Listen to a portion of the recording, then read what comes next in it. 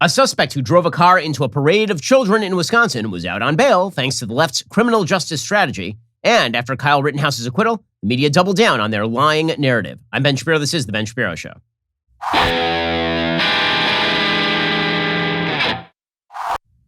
Today's show is sponsored by ExpressVPN. Thousands of my listeners have already secured their internet. Join them at expressvpn.com/Ben. We'll get to all the news in just a moment, and unfortunately, there is plenty of news.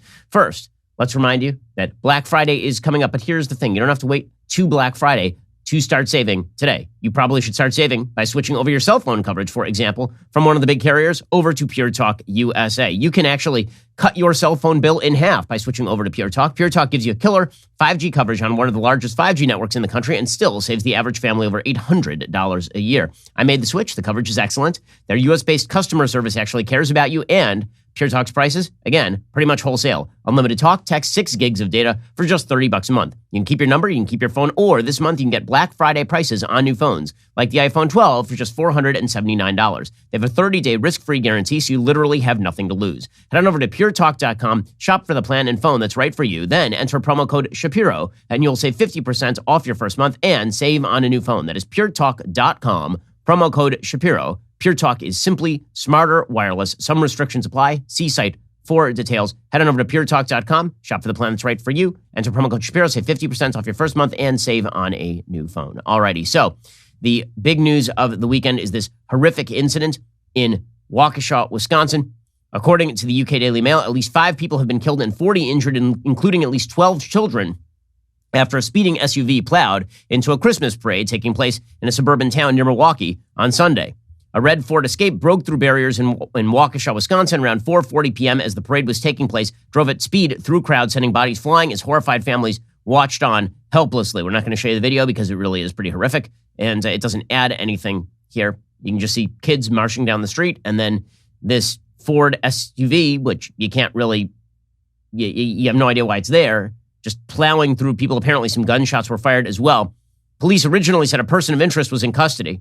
No arrests had been made. Chief Daniel Thompson said no motive had been established, but the officers are not discounting terrorism. Officers are also looking into the possibility the suspect was fleeing an earlier incident involving a knife when he reached the parade, which would be unbelievable. If this guy was involved in a knife crime and then was running from the cops and decided, hey, while I'm at it, I may as well run over a few school children.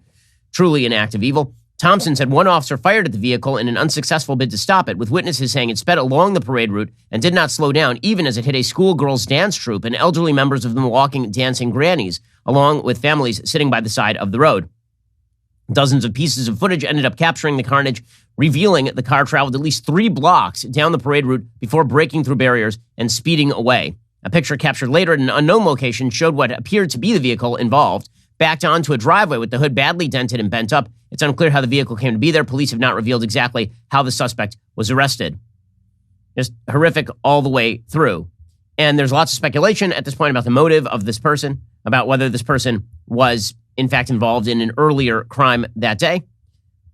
I don't, on this show, talk about the identities of mass shooters or mass killers or terrorists. I do talk about who they are and what they did, but I don't reveal names on this show because we don't wish to inspire copycats or give attention to some of the worst people on earth.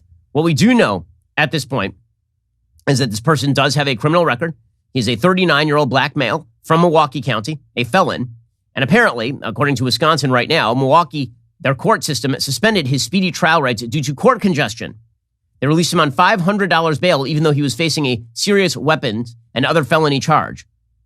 Then, even though he was stocked with a string of new felony charges, he was released again on $1,000 bail 3 days before the parade massacre. This guy has a rap sheet as long as your arm. Milwaukee County has a really long backlog of criminal cases.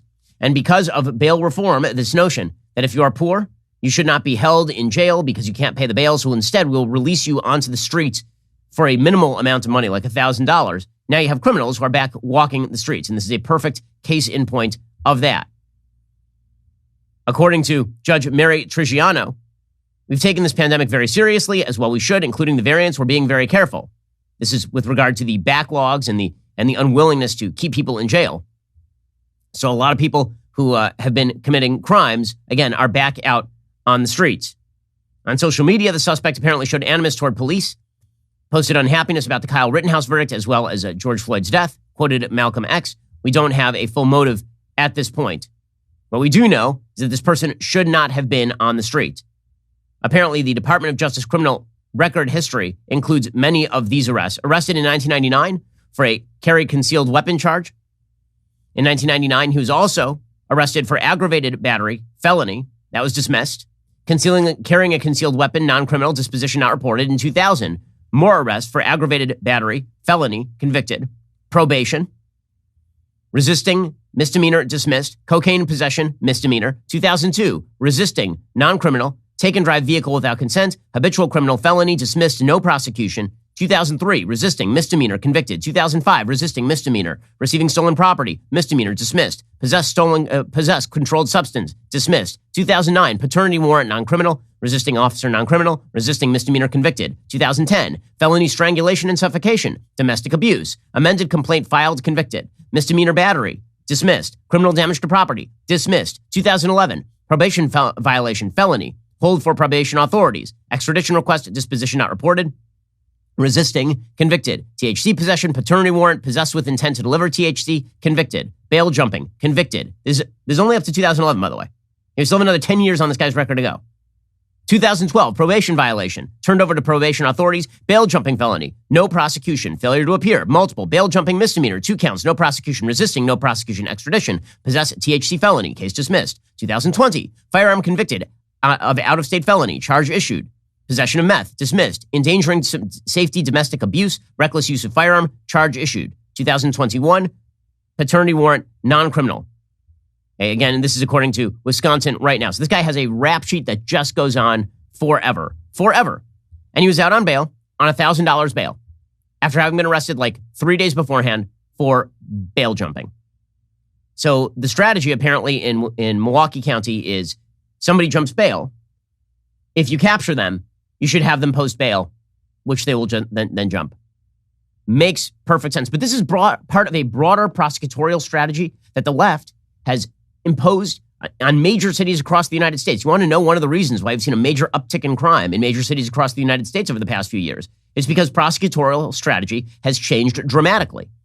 It's because people like George Soros have poured millions of dollars over the past 7-8 years into electing left-wing prosecutors across the country.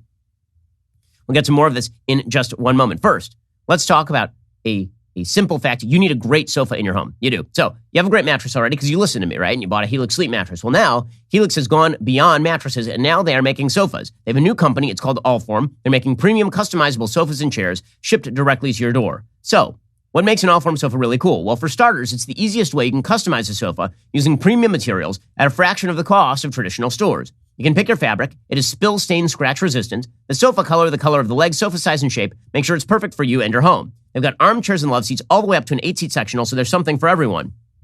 You can always start small and buy more seats later on if you want your Allform sofa to grow and change with you when you move. Allform sofas are also delivered directly to your door. In the past, if you wanted to order a sofa, you need to hire somebody to come and put that thing together. But I've done it myself. It's really easy to put the Allform together. It is super comfortable. We have a 3-seat sofa with chaise in the sand color with espresso legs. It sits in our bedroom right now. If getting a sofa without trying it in store sounds a little risky, you don't need to worry. You get 100 days to decide if you want to keep it. More than 3 months. And if you don't love it, they'll pick it up for free and give you a full refund. They also have a forever warranty, literally for the rest of time. Allform is offering 20% off all orders for our listeners at allform.com/Ben. Find that perfect sofa today. Allform.com/Ben. That's allform.com/Ben. So remember, this sort of activity has been championed by the left. Prosecutors letting criminals out of jail. Jeffrey Toobin, who used to be more famous as a legal commentator, now he's more famous for not being able to keep his junk in his pants. He wrote a piece in 2015 for New Yorker magazine called The Milwaukee Experiment. What can one prosecutor do about the mass incarceration of African Americans? Quote, like many people in the criminal justice system, John Chisholm, the district attorney in Milwaukee County, has been concerned for a long time about the racial imbalance in American prisons. The issue is especially salient in Wisconsin, where African Americans constitute only 6% of the population, but 37% of those in state prison.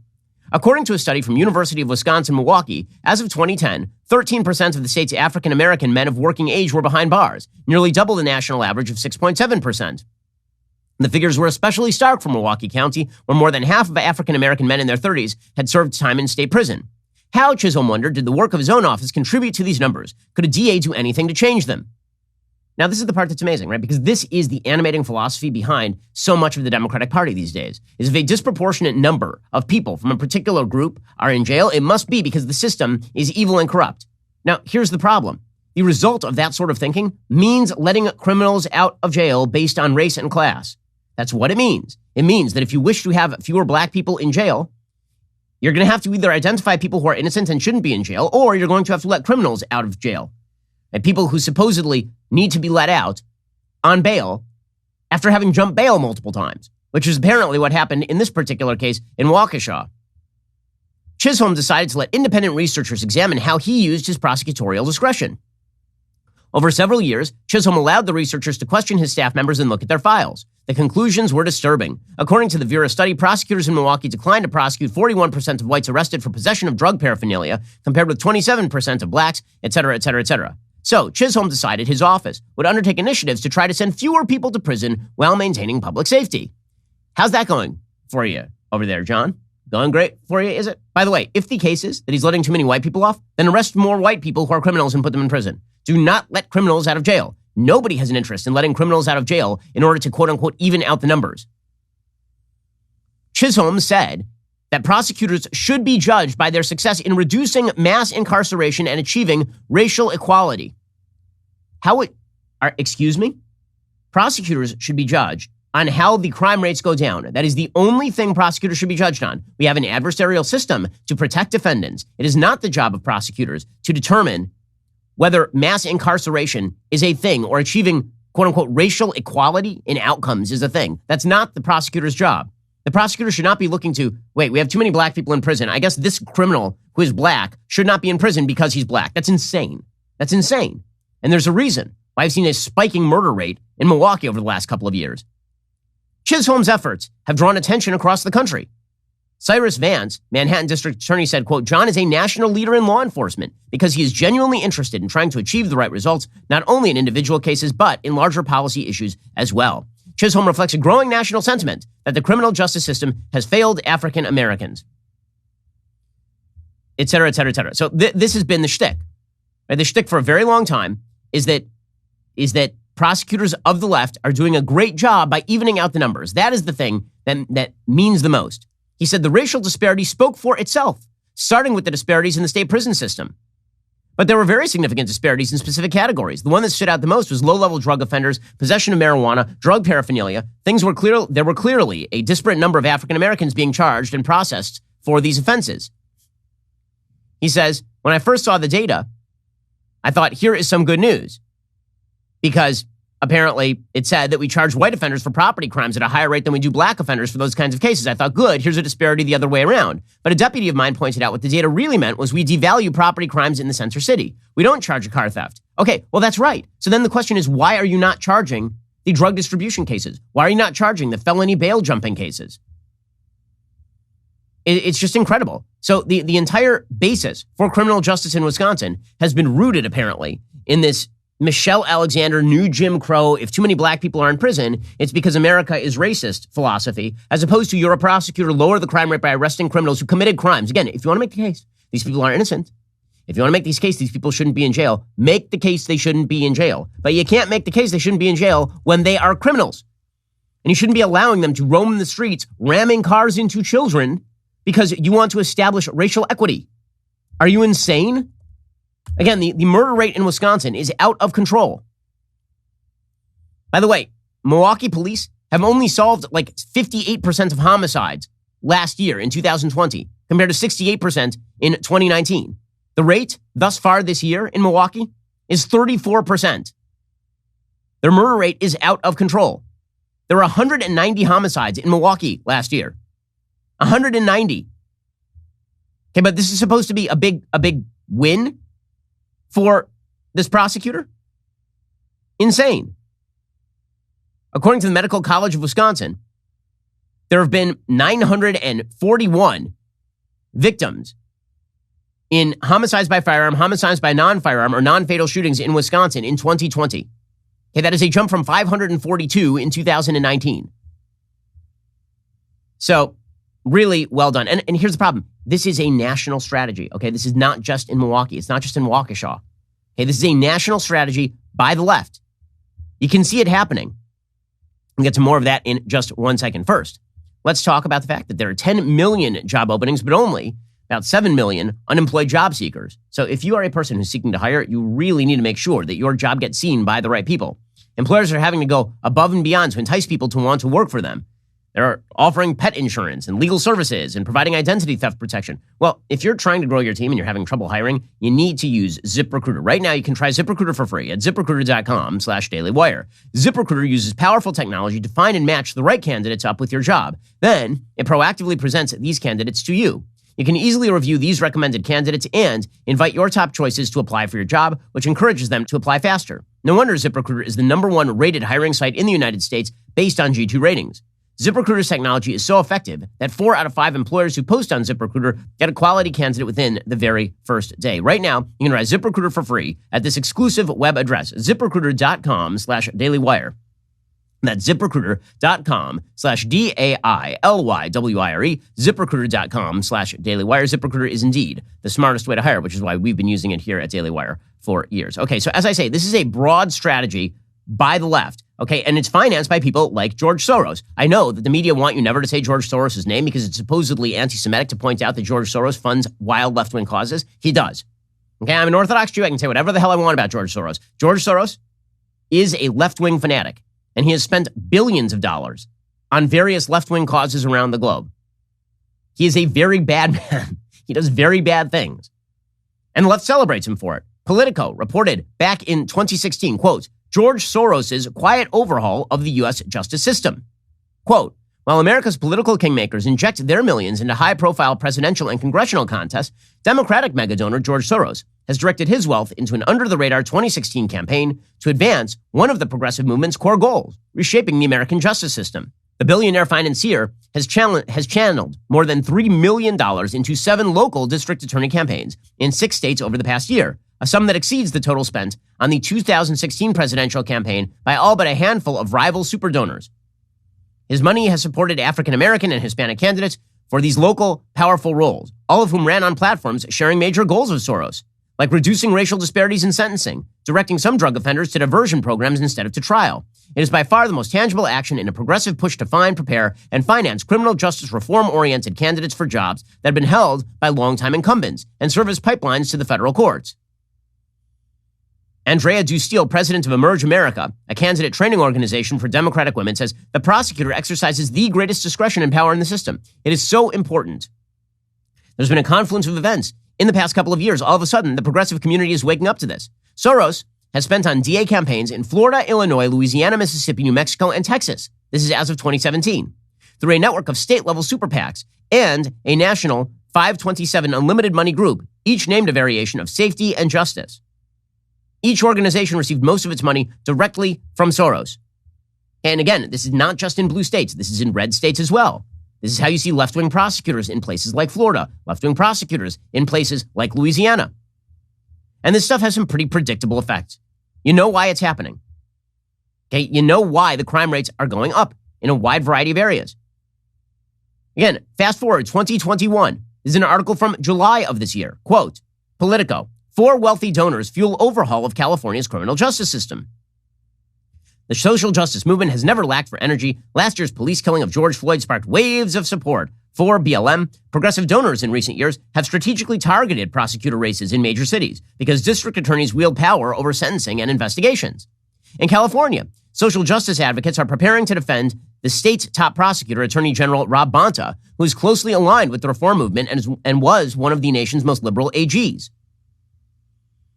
The last 10 years has been the biggest shift I've seen in terms of philanthropic interest in this issue, says Lenore Anderson, who heads Californians for Safety and Justice.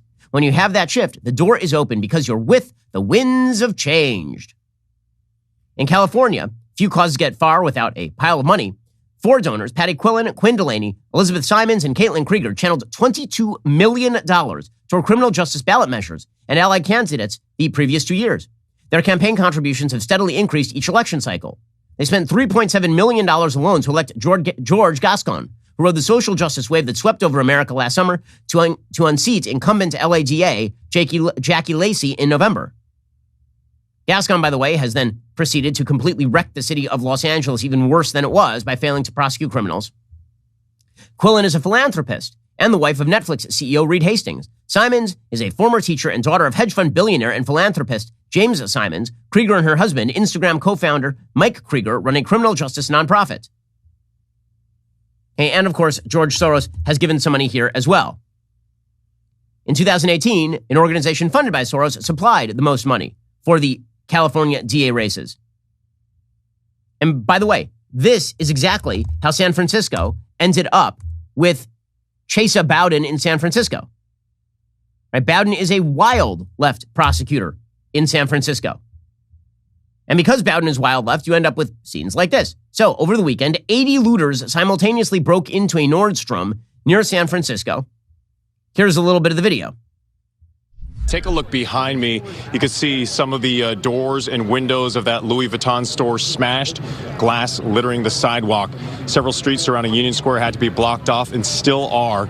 According to a police source, this began as a smash and grab, then turned into a robbery a little after 8 p.m. Spoke to one witness who says that more than a dozen people could be seen running out of the store, clinging to merchandise and hauling as much as they could.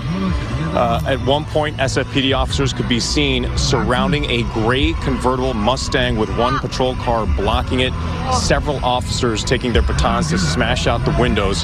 Source telling us that at least one person inside that car had to be taken to the hospital. Okay, so people just showing up at Louis Vuitton, just robbing the place, just like taking the entire place down. According to the Washington Post, drivers blared their horns Saturday evening as dozens of thieves carrying luggage and bags darted from a Nordstrom department store near San Francisco and hopped into cars waiting for them outside. All but 3 of the 80 or so looters escaped, police said. 2 store employees were assaulted. One was pepper sprayed by the intruders, according to officers in Walnut Creek. That's a city about 25 miles east of San Francisco. The spectacle Saturday night was one of several incidents of looting and shoplifting reported at high-end retail stores around the Bay Area over the weekend. So the Friday night Louis Vuitton hit, that was in Union Square. On Sunday night, officers in Hayward, about a 30-minute drive from San Francisco, were investigating after a group of smash-and-grab burglars destroyed glass cabinets and stole merchandise from a mall jewelry store. San Francisco DA Chesa Bowden, right, one of these lefties elected by George Soros' money, said, "These crimes are happening around the Bay and across the country. I stand in partnership with our local, regional, state, and federal partners as we work together to do whatever it takes to keep you safe, except for arresting criminals and keeping them in jail, because we obviously wouldn't want an unequal number of black and white people in jail. Forget about who's committing the crimes. The only thing that matters is that we have an equitable distribution of convictions. That's the only thing that matters. And by equitable, they mean equitable to the racial population, not equitable to the amount of crime that's being committed." So here's the question. How many people have to die for the equity vision? Really, how many criminals have to be put out on the streets because of the vision of equity? Because of the lie that if too many people of one particular race end up in prison because too many people of one particular race are committing crimes, this is because the system itself is racist. You can make the argument there's too much crime in particular demographics because of history and the racism of history, but making the argument the system itself is responsible right now for too many black people looting Louis Vuitton is ridiculous. It's ridiculous on its face, and it ends with more crime and more people being harmed, particularly, by the way, more people in the black community as a generality. Now, there are consequences to the narrative the left puts out, and those consequences are incredibly dire. We'll get to more on this in just one second. First, let's talk about a simple truth. Okay, the simple truth is that you need to sleep at night. So I got to admit, got some stuff going on right now that's keeping me awake at night. But when I finally am able to calm down enough to sleep, it's mainly because I have a great set of sheets. I am talking about Boll and Branch. This Cyber Week, Boll and Branch is offering their best deal of the entire year. If last night's sleep was not incredible, their sheets will make all the difference. With Boll and Branch, you can get the best sleep of your life with their highest quality organic cotton sheets. These sheets are so good that once I got Boll and Branch, you can't go back. I literally took all of our other sheets and I threw them out. When you shop Boll and Branch during Cyber Week, you're supporting a family-run business that crafts the highest quality, toxin-free, pure organic cotton bed sheets. They are fantastic. Husband and wife team Scott and Missy Tannen founded Boll and Branch to create a new standard in bedding by doing the things the right way, not the easy way. Their signature hem sheets, those are the all-time bestseller. They're beloved for so many reasons, like how they got softer with every single wash. This Cyber Week, give your loved ones the best sleep of their lives or treat yourself with Boll and Branch. Their holiday packaging and famously soft sheets, blankets, pillows, and more make a difference everyone will feel. Get 25% off from November 23rd through December 2nd with the best offer of the year at bollandbranch.com. That's 25% off at bollandbranch.com. Exclusions may apply. Alrighty. So, meanwhile, it is part of this broader narrative that the left has suggested that everything they don't like in America is due to racism, which means the cure is never going to be a cure. Just as the problem of too many people going to jail in the black community is not a problem of the system itself being racist, it is a problem with too many people committing crimes. It turns out a great way to avoid jail is not to commit crimes. I know this is really, really difficult and complex stuff, but suffice it to say, if you don't smash and grab at Louis Vuitton, you're not going to get arrested for smashing and grabbing in Louis Vuitton as a general rule. Again, none of these prosecutors are letting people off because they think they're innocent. They're letting them off because they believe that there are too many black people in prison, which is unjust. Okay, justice has to be done on the basis of what you do, not on the basis of what a prosecutor feels about the state of play with regard to racial disparities in the United States. But that's exactly, these narratives have consequences. And you can see those narratives forming and being reified in real time with regard to things like Kyle Rittenhouse. So last week, Kyle Rittenhouse gets acquitted on Friday afternoon. That is a correct criminal justice decision. It happened because Kyle Rittenhouse was not guilty. He committed the acts that he did in self-defense. That is perfectly obvious. But the media responded to Rittenhouse's acquittal by suggesting that it was, once again, evidence of more deep-seated American racism. Of course, of course, of course. It always is. By the way, ignoring other cases that were happening in the country that demonstrate precisely the opposite. So, for example, here are a couple of cases that I'm sure you did not hear about over the weekend. So there's a man named Andrew Coffey IV. Same weekend, he was found not guilty on all counts of murder and attempted first-degree murder. This is in Vero Beach, Florida. Coffey is a black man. He was accused of firing an Indian River County Sheriff's deputies during an early morning drug raid at his home back in 2017. His girlfriend, Alteria Woods, was caught in the crossfire, shot 10 times, and later died. Coffey was charged with the murder of Woods after a grand jury exonerated 2 law enforcement officers for her death. Before the case went to the jury's hand, Coffey took the stand to defend himself. He blamed the deputies for his girlfriend's death. The defense said that Coffey was asleep and thought the flashbang was gunfire, so he fired his gun because he thought he was under attack. He said, "I was trying to protect me and Alteria. I thought I was doing that. I feel I didn't protect her. I can't sleep with that. They killed her." The prosecutors said deputies did announce they were there. They say Coffey then fired at the deputies and they returned fire. Coffey was found guilty on account of possession of a firearm by a convicted felon, which could have a penalty of up to 30 years in prison, but he was found not guilty in the murder of Woods. The Indian River County Sheriff, Eric Flowers, released a statement saying it's disappointing this jury did not see the tragic death of Alteria Woods occurred as a direct result of the actions of Andrew Coffey IV. Again, apparently what happened is that they announced themselves, he got up, he fired at the cops, and he shot his girlfriend in the process, and he was not convicted of that. But he's black. I was informed in the United States. This means that he would definitely go to jail, especially if he was innocent. Okay, meanwhile, again, same weekend, a white Missouri police detective was found guilty on Friday in the death of a black man who was fatally shot in 2019 as he sat in a pickup truck outside his home. Judge J. Dale Youngs ruled that the detective Eric J. de Valcaneri of the Kansas City Police Department had no reason to go to the property of Cameron Lamb, 26, who was shot twice as he was backing into his garage on December 3rd, 2019. The detective and another detective had driven to Mr. Lamb's house after receiving a report about a traffic accident involving a truck that Lamb was driving. They didn't have a warrant. They didn't have reason to believe a crime had been committed when they rushed into Lamb's backyard and confronted him. The prosecutors also suggested that the police had planted evidence at the scene to make it look as if Lamb had a gun. The judge rejected the detective's claim. He believed Lamb was going to shoot his partner and convicted the officer of second-degree involuntary manslaughter and armed criminal action. That carries a charge of 3 years in prison. The detective and his partner, he is white, they said that they were initial aggressors in the encounter with Cameron Lamb on December 3rd, 2019, according to Judge Youngs. And the detective was also suspended without pay pending termination after the decision, of course. So what happened to America is systemically racist. But the narrative must be maintained. Because again, if the narrative is not maintained, this might mean that we might treat people as individuals and we might jail criminals and we might hold people accountable for their own actions. And that the left can't have that because they need to reshape all of society along the lines that equity can be achieved only by alleviating all disparities, even if those disparities are due to individual actions that falls disproportionately within groups. Okay, so the aftermath of the trial happened over the weekend. Kyle Rittenhouse, here was his reaction to being acquitted last week. The jury reached the correct verdict. Self-defense is not illegal.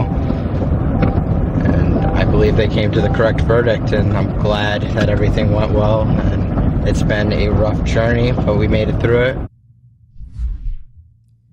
Hey, meanwhile, Rittenhouse's attorney said that if he had to do it again, he wouldn't go. Everybody wants Kyle to show some contrition and say he's sorry. Hindsight is 20/20. And when I've talked to Kyle, if he had to do it all over again, he wouldn't go there. But that clock cannot be unwound. What happened, happened, and we have to live in the real world, not what we wish happened. Okay. So the important thing is the media reaction to this, because the media drive the narrative. And if that narrative is that America is a deeply racist place and every incident they will just lie about in order to reinforce that narrative, that drives bad policy-making decisions by the public. Because if you believe that America is a deeply racist place and that disparities in, for example, criminal populations between black and white are solely due to American racism, you're more likely to elect a progressive prosecutor who puts criminals back out on the street in the name of equity. And the media are just botching this story. And they're not just botching it. I mean, because remember, this story is over. We've known all the facts in this case for a year, but we really know them now because the case is over. And we saw all the evidence presented at trial by the prosecution. It doesn't matter. The media have their case and they're pressing it forward and they are lying about it, like openly lying. The Detroit Free Press said on Sunday, quote, in August 2020, Jacob Blake was shot and killed by a police officer in Kenosha, Wisconsin. He's not dead. The hell are you talking about? That's not even true. Okay, and the media are repeating stuff like this. There's a paper in the UK that reported that Kyle Rittenhouse had shot 3 black people.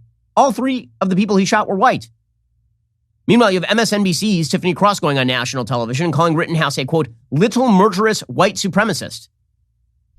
The fact that white supremacists roam the halls of Congress freely and celebrate this little murderous white supremacist, and the fact that he gets to walk the streets freely, it lets you know these people have access to instituting laws. They represent the legislative branch of this country. What are we to make of that?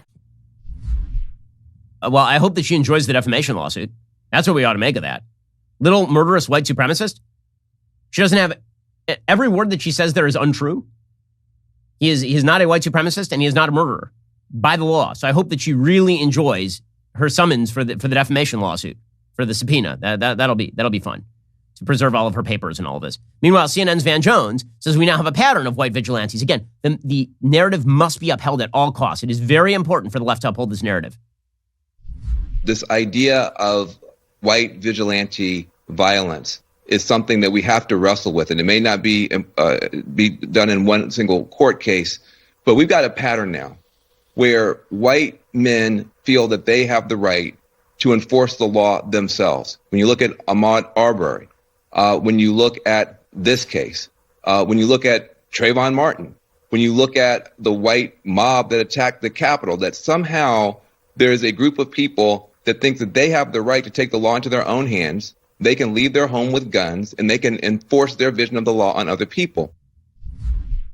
He was not enforcing his vision of the law on other people. He literally shot these people in self-defense. He was attacked.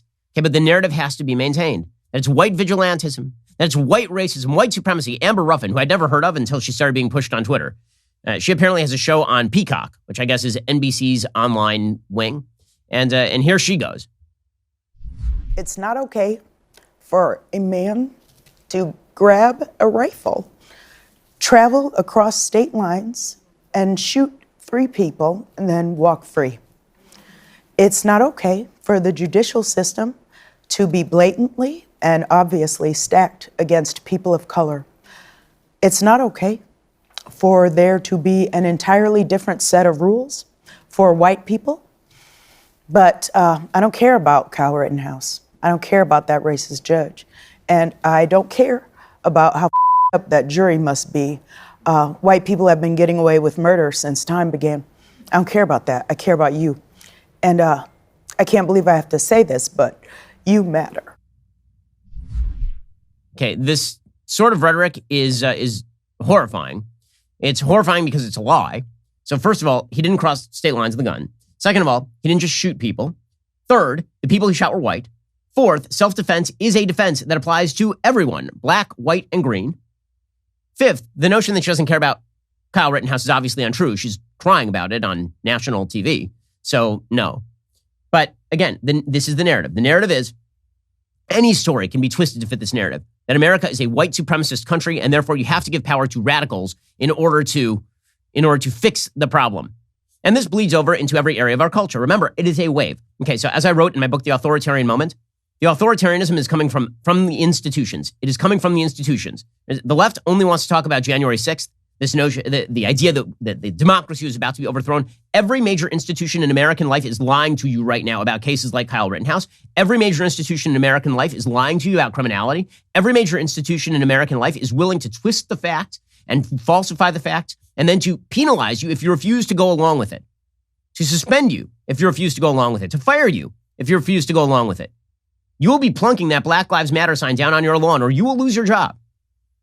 You will definitely not express any support for Kyle Rittenhouse's defense, or you will lose your job. You will not maintain that America is not systemically racist, or you will lose your job. That is what these folks want. And they will lie to get what they want.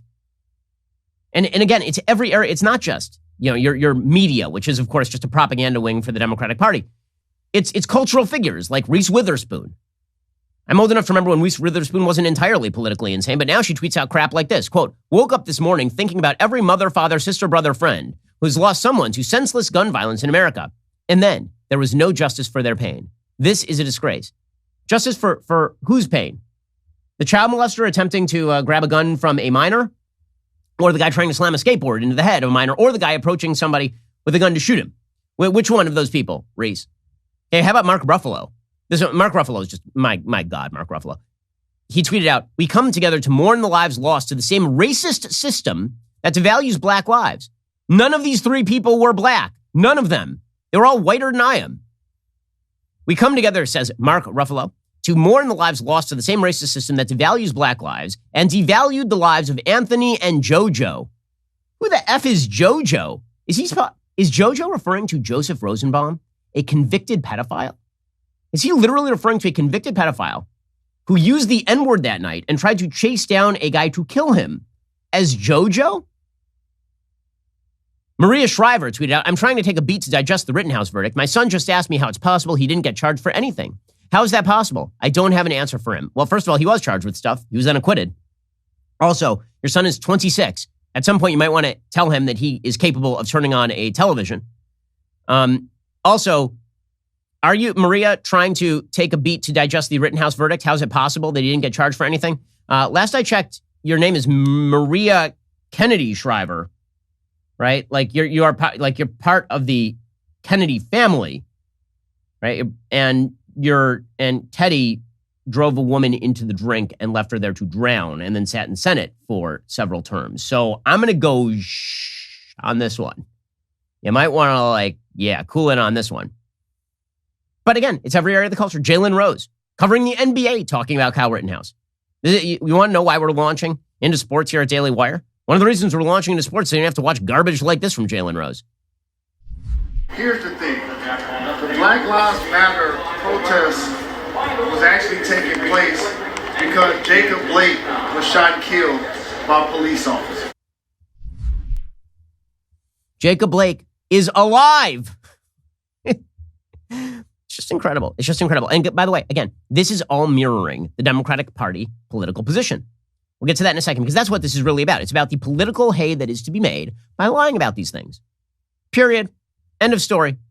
We'll get to that in just 1 second. First, I've been working really hard. That means that I don't always have time to go work out in the middle of the day. So it sometimes hits the evening. I've got the kids to bed. I really need to get a workout in, but I don't have time to schlep on over to the gym. And this is when my Echelon comes in unbelievably handy. Echelon brings the gym to you. When you're trying to reach your fitness goals, it can really help to have world-class instructors choreographing classes, music from your favorite artists, a community of hundreds of thousands of people who can give you that extra push. Echelon gives you that. Echelon is the affordable way to get the workout equipment, workout community, and an instructor's motivation right in the comfort of your own home.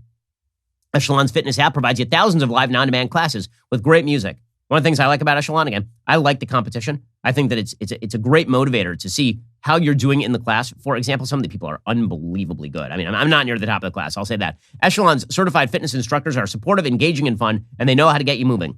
Echelon has a full range of affordable workout equipment, including stationary bikes, smart rowers, sleek fitness screens, and an auto-folding treadmill. All are connected to provide the Echelon experience. Right now, for a limited time, podcast listeners get up to $800 off MSRP. To get this exclusive podcast discount, text Ben to 818181. Again, text my name Ben to 818181. Get up to $800 off MSRP. Text Ben to 818181. Message and data rates may apply. See terms for details.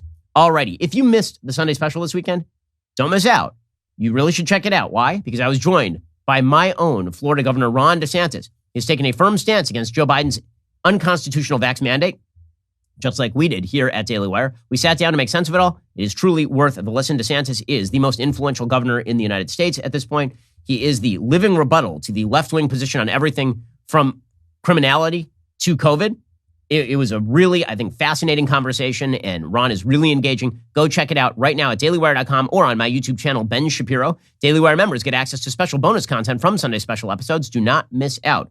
Join at dailywire.com/subscribe. Get 25% off with code do not comply. Also, if you've been worrying about what you're going to get your loved ones this Christmas, I have the answer for you.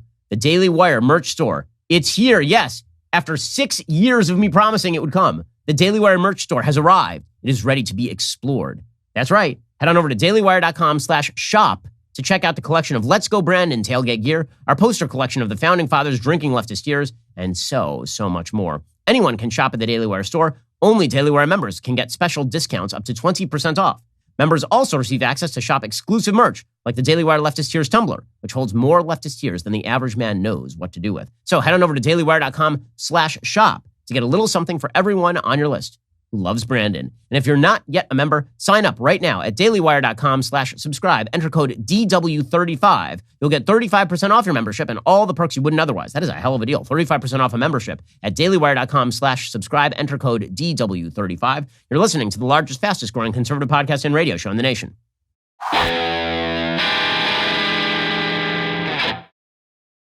Alrighty, so all of this is a mirror for the Democratic intersectional coalition politics. Remember, for the Democratic Party, the biggest thing to know about the Democratic Party over the last 10 years is that they believe in their heart that 2012 is the coalition. It is the winning coalition. And 2012 was a coalition of racial minorities and college-educated white liberals, and everybody else, get out of the way. That was the 2012 Barack Obama coalition. And Democrats ever since have been attempting to see that coalition as durable. They've been attempting to cobble that coalition together. They believe that that is the coalition that leads them to victory after victory for the rest of time. There's only one problem. It hasn't worked out for them. In 2016, they did really, really poorly. In 2020, they won because Donald Trump was not popular by the poll numbers, but they did not do great in the House, and they didn't do unbelievably well in the Senate. And now they're about to get their asses kicked in 2022. But they have to keep doubling down on stupid. They must double down on the intersectional coalition politics, which means they are going to continue to take cases like Kyle Rittenhouse, and they're going to continue to trumpet that America is racist because of them. Now, you got to wonder at a certain point why the left keeps choosing cases that are bad. They do, right? They choose the Jacob Blake case, and they just lie about it. Joe Biden and Kamala Harris both got in touch with Jacob Blake and his family, even though Jacob Blake was an alleged rapist who had resisted arrest with a knife. And they continue to claim that Michael Brown was an innocent black man who was shot by the cops for no reason, when Eric Holder's own DOJ found that's not the truth. Ferguson grand jury found that's not the truth. They pick cases specifically where they are in the wrong, because if they can make you believe that, they can make you believe anything. It really is what that is. And what they want is a loyalty test in your brain. And the loyalty test goes something like this. You know that the facts are not what the left says they are. You know it. You know they're lying. But will you mimic their talking points anyway? Will you maintain their talking points anyway? If so, then you are a member of the cult and therefore off limits, and you've bought your freedom. And if you are unwilling to do that, well, then they will come after you.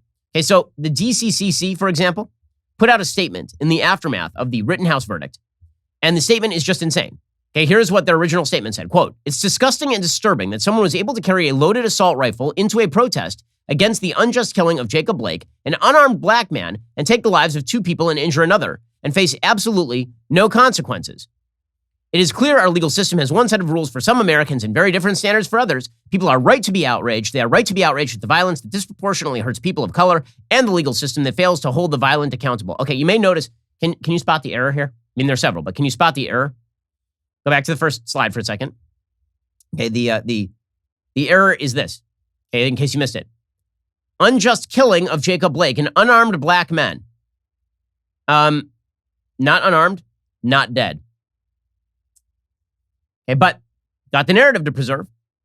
Okay, then Joe Biden put out a statement. So Joe Biden's original statement about the Rittenhouse trial, when he was asked, His instinct originally was, well, the jury reached its verdict, and really it's none of my business, which is the correct instinct for the president of the United States. Then his people got to him and they said, you need to appeal to the intersectional coalition. You need to say that America's racist, Mr. President. And Joe Biden said, so he had just come out of a colonoscopy where they had to remove his head from his ass just so they could get a good look inside his colon. And then he immediately shoved his head directly back up his ass and issued this statement, quote, while the verdict in Kenosha will leave many Americans feeling angry and concerned, myself included, we must acknowledge the jury has spoken. I ran on a promise to bring Americans together because I believe that what unites us is far greater than what divides us. I know we're not going to heal our country's wounds overnight, but I remain steadfast in my commitment to do everything in my power. Okay, but here's the thing. He promises to unite us. Also, he's very angry at a jury verdict that is obviously correct. Joe Biden. Meanwhile, you get Kamala Harris saying, well, the verdict speaks for itself. It speaks for itself. And what you're supposed to take away from this is that the verdict is bad, obviously. Hey guys, well, it was a good trip, and I have questions about the verdict, and the verdict really speaks for itself. As many of you know, I've spent a majority of my career working to make the criminal justice system more equitable, and clearly there's a lot more work to do. Oh, yeah, by the way, if you believe that one, I've got a bridge in Brooklyn to tell you. That she worked to make the criminal justice system more equitable. You'll recall Tulsi Gabbard finishing her on that in a presidential debate by pointing out that she'd locked up a hell of a lot of black people while smoking pot herself, apparently. And Kamala Harris. And meanwhile, you got the NAACP president, Derek Johnson, maintaining the lie. He says that Kyle Rittenhouse being let off is like Emmett Till. It's like Emmett Till, a 14-year-old black boy who was murdered for not committing a crime in the racist South. You have to be insane to make this comparison. But the left is insane. The jury pool question is a real question that we must embrace in a way in which we increase the number of people who are registered to vote and willing to serve on juries. It was an injustice. This was worse than the Emmett Till trial. This was worse to so many trials where we know for a fact individuals committed murder and yet they were not brought to justice. Wait, it's like Emmett Till? So who's Emmett Till in this little analogy? Would that be the child molester attempting to attack a minor, or would that be the career criminal attempting to attack a minor with a skateboard, or would it be the guy who's approaching him with a gun? Like, which one of those is like Emmett Till exactly?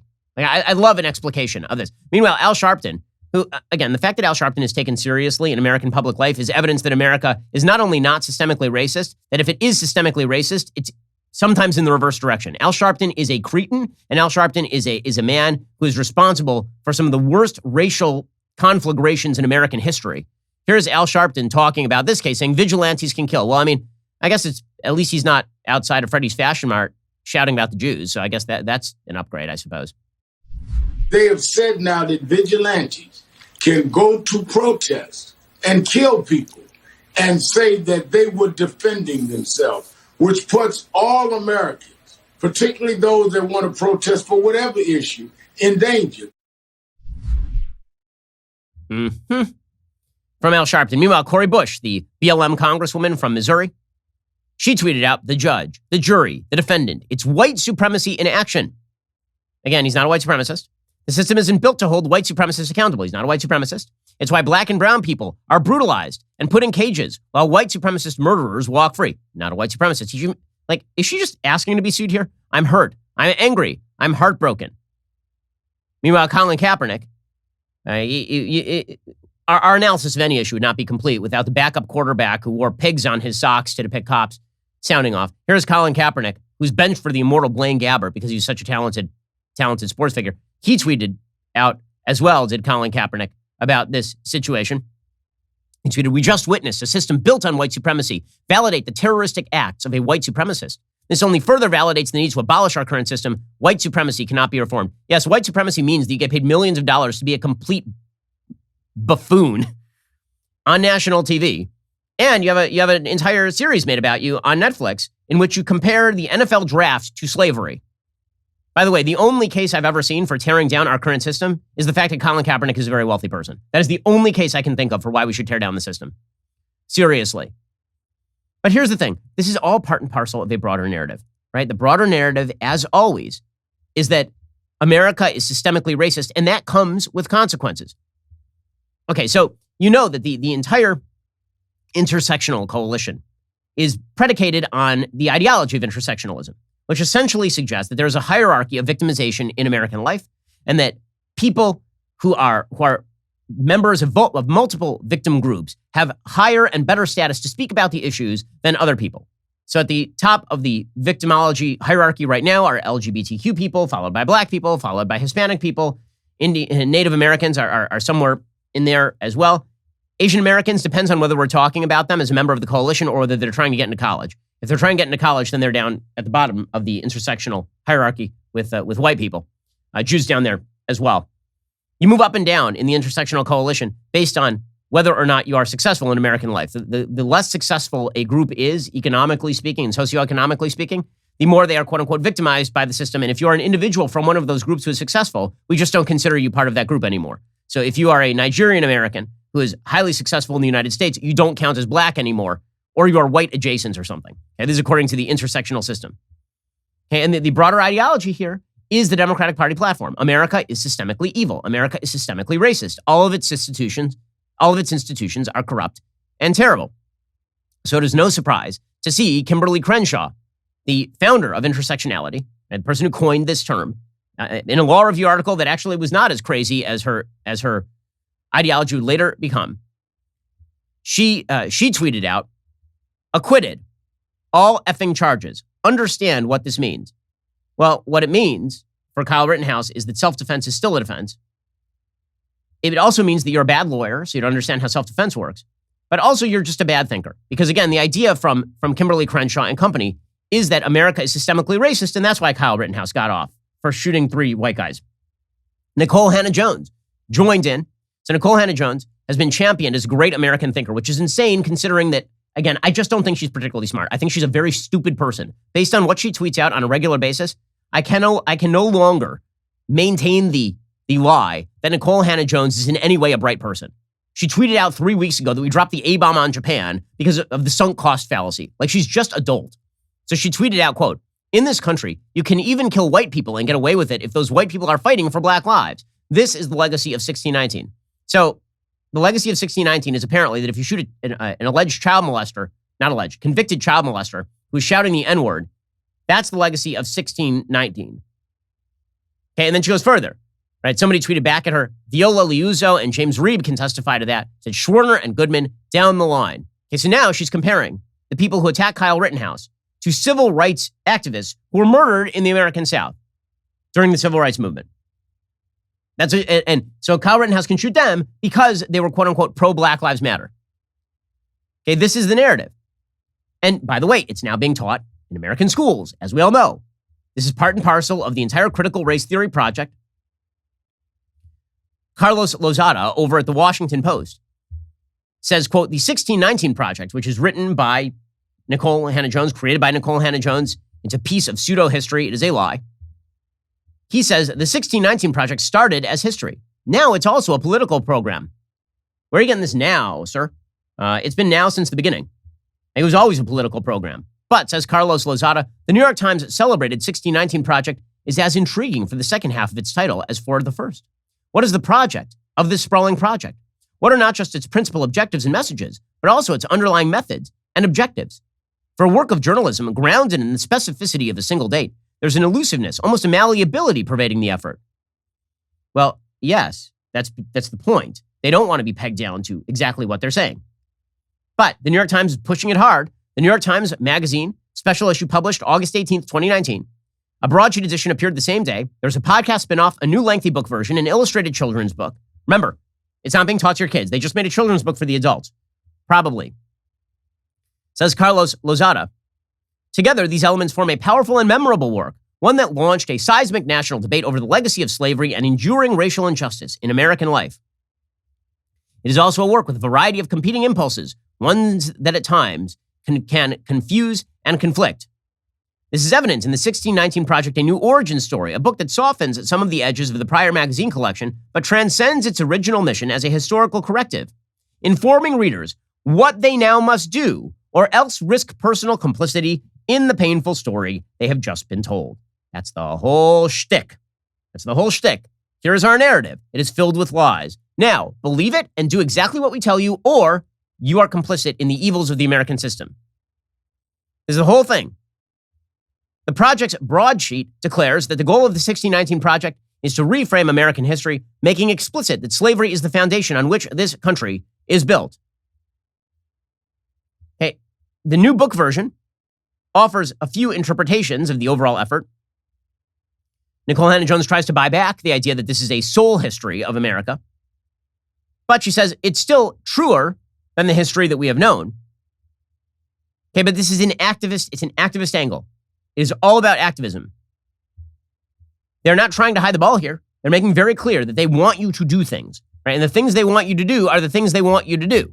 They want you to elect progressive prosecutors in cities. They want you to socialistically redistribute income. They want reparations. They want you to believe that every disparity in American life is rooted in a history of American racism maintained by the systems that currently prevail in the United States. Now, again, the agenda here is absolutely clear. And they're not going to stop with the agenda. And it's not just, by the way, people on the right who are noticing this. John McWhorter, who is a member of the center left, I think it would be fair to say, writing for the New York Times. He has a piece in the New York Times today. I just don't know how long John's going to last over there. The piece is called, "Here's a Fact. We're routinely asked to use leftist fictions." And he points out that this is what the left does. They create fictions and then they force you to repeat them. He says, "These days, an aroma of delusion lingers, with ideas presented to us from a supposedly brave new world that is, in reality, patently nonsensical. Yet we are expected to pretend otherwise. To point out the nakedness of the emperor is the height of impropriety. I suspect the sheer degree to which we are asked to engage in this dissimulation will go down as the hallmark of the era.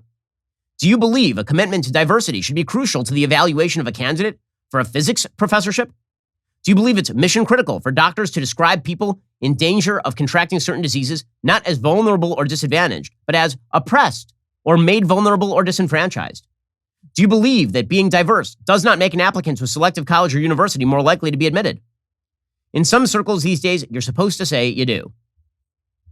And McWhorter points out that there are now physics positions that are being listed at San Diego State University, asking for people to show engagement to service with underrepresented populations within the discipline, to have demonstrated knowledge of barriers for underrepresented students and faculty. This is for physics, okay, studying how objects move through space.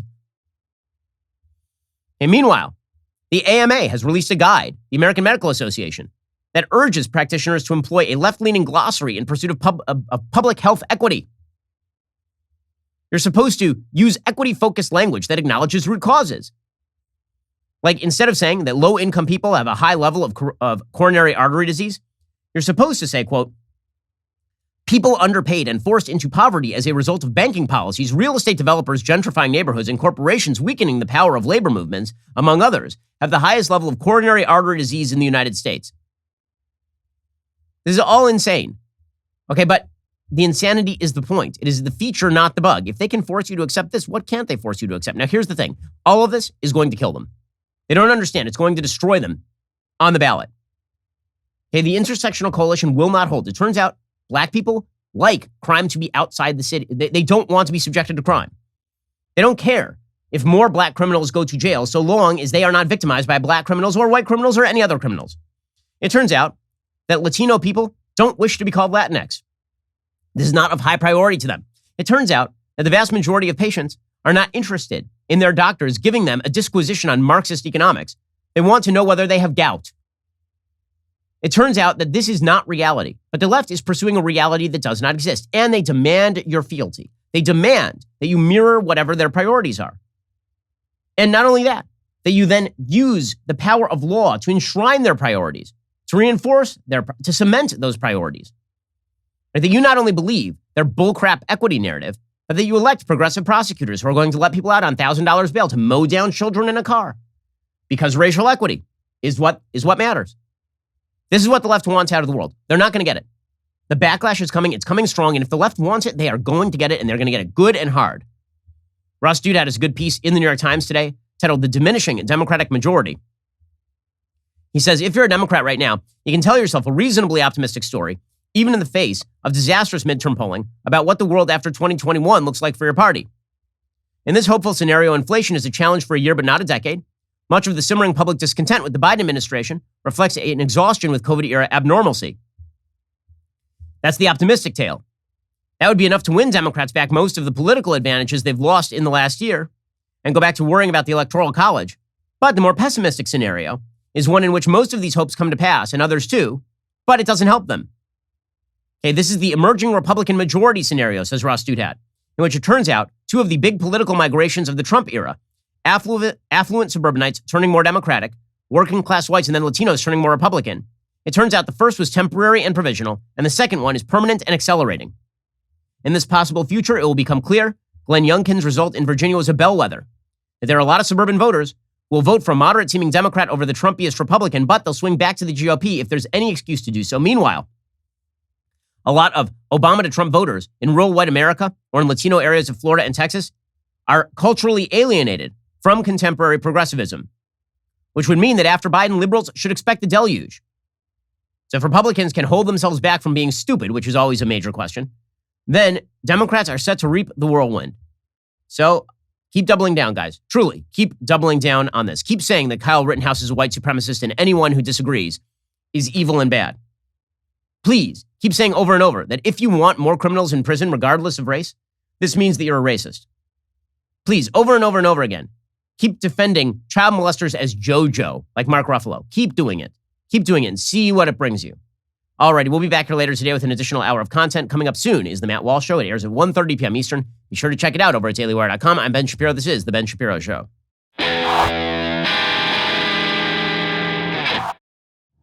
The Ben Shapiro Show is produced by Elliot Feld. Executive producer, Jeremy Boring. Our supervising producer is Mathis Glover. Production manager, Pavel Wydowski. Associate producer, Bradford Carrington. Host producer, Justin Barber. The show is edited by Adam Sayevitz. Audio is mixed by Mike Coromina. Hair and makeup is by Fabiola Cristina. Production assistant, Jessica Kranz. The Ben Shapiro Show is a Daily Wire production. Copyright, Daily Wire 2021. On The Matt Walsh Show, we talk about the things that matter, real issues that affect you, your family, our country, not just politics, but culture, faith, current events, all the fundamentals. If they matter to you, come check out the show.